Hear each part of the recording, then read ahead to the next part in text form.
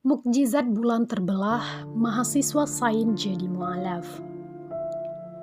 Dalam Bukhari dan Muslim, juga dalam kitab-kitab hadis yang terkenal lainnya, diriwayatkan bahwa sebelum Rasulullah Shallallahu Alaihi Wasallam hijrah, berkumpullah tokoh-tokoh kafir Quraisy seperti Abu Jahal, Walid bin Mughirah, dan Al-As bin Uqail. Mereka meminta kepada Nabi Muhammad Shallallahu Alaihi Wasallam untuk membelah bulan. Kata mereka, seandainya kamu benar-benar seorang nabi, maka belahlah bulan menjadi dua. Rasulullah Shallallahu Alaihi Wasallam berkata kepada mereka, apakah kalian akan masuk Islam jika aku sanggup melakukannya? Mereka menjawab, ya. Lalu Rasulullah Shallallahu Alaihi Wasallam berdoa kepada Allah Subhanahu Wa Taala agar bulan terbelah menjadi dua. Rasulullah Shallallahu Alaihi Wasallam memberi isyarat dengan jarinya, maka bulan pun terbelah menjadi dua. Selanjutnya, sambil menyebut nama setiap orang kafir yang hadir, Rasulullah Shallallahu Alaihi Wasallam berkata, "Hai fulan, bersaksilah kamu. Hai fulan, bersaksilah kamu." Demikian jauh jarak belahan bulan itu sehingga Gunung Hira nampak berada di antara keduanya. Akan tetapi, orang-orang kafir yang hadir berkata, "Ini adalah sihir." Padahal semua orang yang hadir menyaksikan pembelahan bulan tersebut dengan seksama. Atas peristiwa ini, Allah Subhanahu wa Ta'ala menurunkan ayat Al-Quran, "Telah dekat saat itu datangnya kiamat, dan bulan telah terbelah. Dan jika orang-orang kafir menyaksikan suatu tanda mukjizat, mereka mengingkarinya dan mengatakan bahwa itu adalah sihir." Quran Surat Al-Qamar ayat 1-2. Selesainya, Profesor Dr. Zaglul menyampaikan hadis Nabi tersebut, berdiri seorang Muslim warga Inggris dan memperkenalkan dirinya seraya berkata, "Aku Daud Musa Pidcock, Ketua Al-Hizib Al-Islami Inggris." "Wahai Tuan, bolehkah aku menambahkan?" Profesor Dr. Zaglul Al-Najjar menjawab, "Dipersilahkan dengan senang hati anak muda." Daud Musa Pidcock berkata, "Aku pernah meneliti agama-agama sebelum menjadi Muslim, maka salah seorang mahasiswa Muslim menunjukiku sebuah terjemahan Al-Quran yang mulia. Aku pun berterima kasih kepadanya dan membawa terjemahan itu pulang ke rumahku. Ketika aku membuka terjemahan Al-Quran itu di rumah, surat yang pertama aku buka ternyata Al-Qamar, dan aku pun membacanya, telah dekat hari kiamat dan bulan pun telah terbelah." Nah, aku pun bergumam, apakah kalimat ini masuk akal? Apakah mungkin bulan bisa terbelah, kemudian bersatu kembali? Andai benar, kekuatan macam apa yang bisa melakukan hal itu? Maka aku pun menghentikan pembacaan ayat-ayat selanjutnya. Dan aku pun menyibukkan diri dengan urusan kehidupan sehari-hari.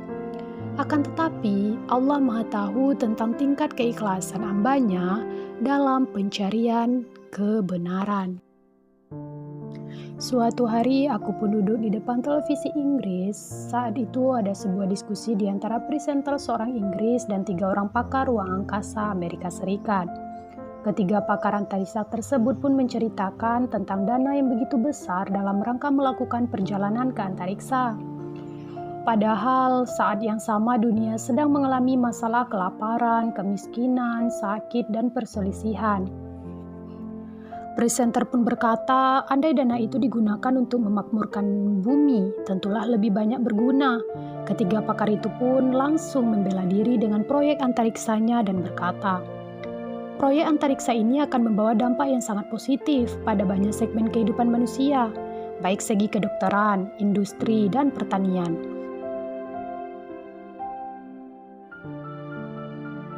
Jadi pendanaan tersebut bukanlah hal yang sia-sia, tetapi justru dalam rangka pengembangan kehidupan manusia. Nah, di antara diskusinya tersebut adalah tentang turunnya astronot yang menjejakkan kakinya di bulan, di mana perjalanan antariksanya ke bulan tersebut telah menghabiskan dana tidak kurang dari 100 juta dolar. Mendengar hal itu, presenter terperangah kaget dan berkata, Kebodohan macam apa lagi ini? Dana begitu besar dibuang oleh Amerika Serikat hanya untuk bisa mendarat di bulan.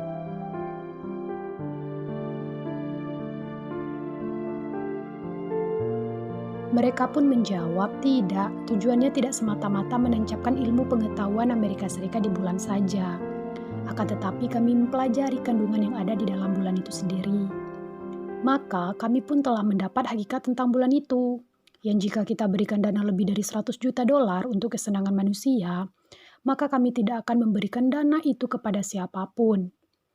Maka presenter itu pun bertanya, hakikat apa yang kalian telah capai sehingga demikian mahal taruhannya?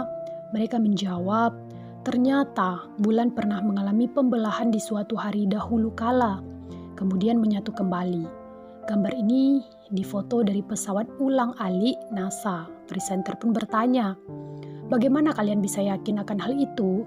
Mereka menjawab, kami mendapati secara pasti dari batuan-batuan yang terpisah-terpotong di permukaan bulan sampai di dalam perut bulan. Lalu kami pun meminta para pakar geologi untuk menelitinya dan mereka mengatakan, hal ini tidak mungkin telah terjadi kecuali jika memang bulan pernah terbelah kemudian bersatu kembali.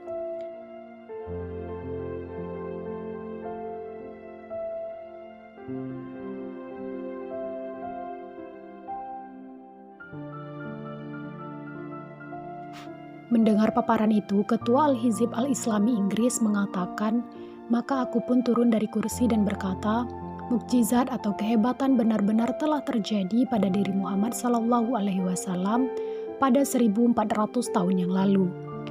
Allah benar-benar telah mengolok-olok Amerika Serikat untuk mengeluarkan dana yang begitu besar, yaitu 100 juta dolar lebih, hanya untuk menetapkan akan kebenaran muslimin. Maka agama Islam ini tidak mungkin salah. Maka aku pun bergumam, aku langsung membuka kembali mushaf Al-Quran dan aku baca surat Al-Qamar. Dan saat itu juga adalah awal aku menerima dan masuk Islam.